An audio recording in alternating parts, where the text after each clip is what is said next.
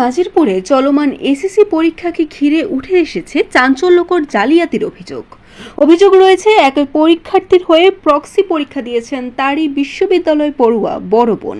ঘটনাটি ঘটেছে উপজেলার মাটিভাঙ্গা ইউনিয়নের হাজী আব্দুল গনি মাধ্যমিক বিদ্যালয় কেন্দ্রে। অভিযুক্ত পরীক্ষার্থী অদিতি হোসেন।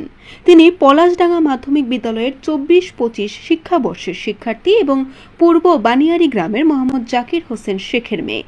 অভিযোগ অনুযায়ী অদিতির পরিবর্তে পরীক্ষায় অংশ নেন তার বড় বোন অনন্যা হোসেন, যিনি বর্তমানে বিশ্ববিদ্যালয়ে অধ্যয়নরত। জানা যায়, মঙ্গলবার 28 এপ্রিল অনুষ্ঠিত পরীক্ষায় কেন্দ্রের 3 নম্বর কক্ষে এই ঘটনা ঘটে। পরীক্ষা কেন্দ্রের সিসিটিভি ফুটেজে বিষয়টি ধরা পড়ার পর থেকে এলাকায় শুরু হয় ব্যাপক আলোচনা সমালোচনা। এদিকে শুধু প্রক্সি নয়, ওই বিদ্যালয়ের প্রধান শিক্ষক ও কেন্দ্র সচিবের বিরুদ্ধেও প্রশ্ন ফাঁসের অভিযোগ উঠেছে।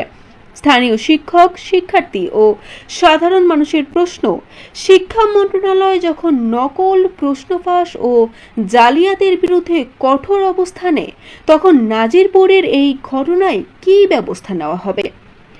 ঘটনার পর বিদ্যালয় পরিচালনা কমিটির সভাপতি মোস্তফা জুবায়ের হায়দার সংশ্লিষ্টদের 7 কার্যদিবসের মধ্যে কারণ দর্শানোর নির্দেশ দিয়েছেন। একই সঙ্গে ঘটনার সময়কার পরীক্ষা কক্ষের সিসিটিভি ফুটেজ রক্ষণাবেক্ষণের নির্দেশও দেওয়া হয়েছে।